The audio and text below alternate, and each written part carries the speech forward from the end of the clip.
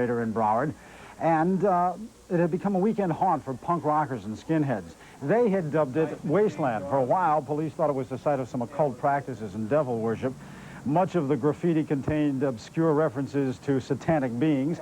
Police are convinced now that nothing satanic went on at Wasteland. As it turned out, the incinerator was nothing more than an attractive nuisance for the teen weird. And after one teenager fell into an incinerator pit and suffered serious injuries, police stepped up patrols, and the Wasteland has now apparently been abandoned by the teens.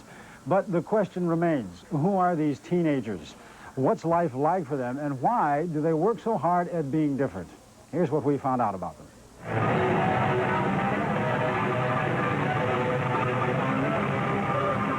This is called headbanging, and this, slam dancing, and this, stage diving.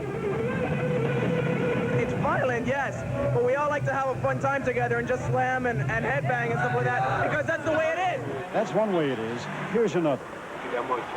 You know, we have fun. We pick on the faggots. Mayhem. I know you can't film that, but... You pick on the faggots. We give them a hard time. My kids And another. Like, you know, I'm the kind of person my mother warned me not to hang out with. It is tempting to dismiss these youngsters as simply the teen weird. Kids who live through the pimply years by making Clearasil the bad guy. If it's in for us, it's out for them. Or maybe that's what they want the rest of us to think. Who are you different from? The rest of Pretty much society. Why? Why? Ask them, not us. No, why do you want to be different from We don't want to be different. They want to be different. They want to be the same. We just want to be our own.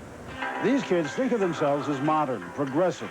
The truth is, they're following the notes of a Pied Piper who died in prison 10 years ago. You have it in your heart. It'll never be over.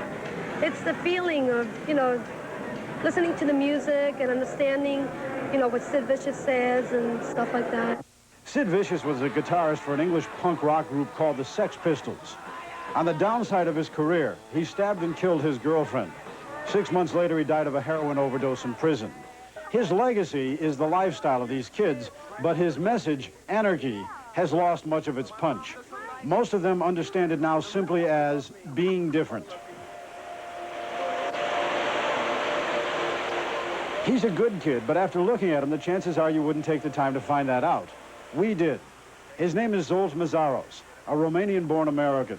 A high school graduate at 16, a college dropout at 17. He's 18 now, and he's been part of the punk scene for almost 2 years. I started looking wilder and wilder, and my hair turned blue and white and red and purple, and, you know, I experimented a lot. I tried using toothpaste and vacuum cleaner. Zsolt says it turns him on to look different.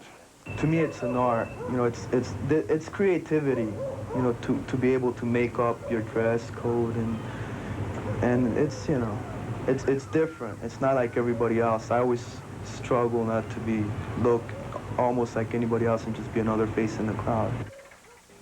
That's his own apartment, by the way. Zolt's had to pay a price for being different. 7 months ago, he left home, kicked out, he told us, after a fight with his parents. There is a price, a social consequence for being part of the alternative. That's what we are. And there's nothing fascist or Nazis about it. All we do is support America. And here's how they support America. You pick on the faggots. We give them a hard time. We don't like. See, they say that we're violent. We can't say we are not Nazis, all right? But we can be violent. We don't like anybody that's gonna sit here and badmouth America and stuff, okay? And these people. 18-year-old Zsolt Mészáros spikes his hair, dresses in studded black, and walks through the Aventura Mall. The statement he says he's making is, "I'm different." But it's obvious from the looks he gets, passers-by see something else. Sense too. So does psychologist Dr. David Lustig. Teachers and members of the community are going to react very negatively to that kind of image, and that may almost be exactly what the punks are looking for, the threat and the control that they have over other people because of their dress and their attitude. And Lustig says when you can pose a significant threat, you feel like you're in control because people will back off. Most of the kids who turn to the countercultural sorts of things are the ones who are more insecure to begin with. They're the ones who feel that perhaps if they play by the rules, they won't make it. So they're going to start a new game with their own rules and challenge anyone else to enter the game and play against them. If America is the cultural wasteland these young people describe, then this Miami nightclub, Fire and Ice, is an oasis for them. It is here they gather on the weekends to drink in the progressive music that sustains their lifestyle. Think of it as a speakeasy for the post-punk generation, where the password, if they had one, might be Fellini sent me.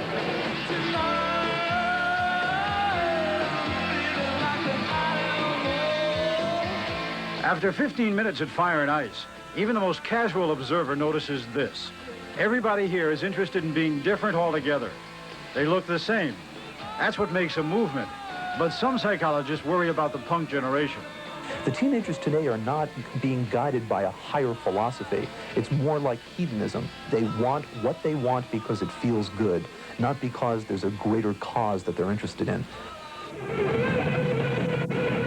As they hurl themselves through the night in their teenage years, these thrashers, kids who like heavy metal music, are leaving a vacuum in their turbulent wake.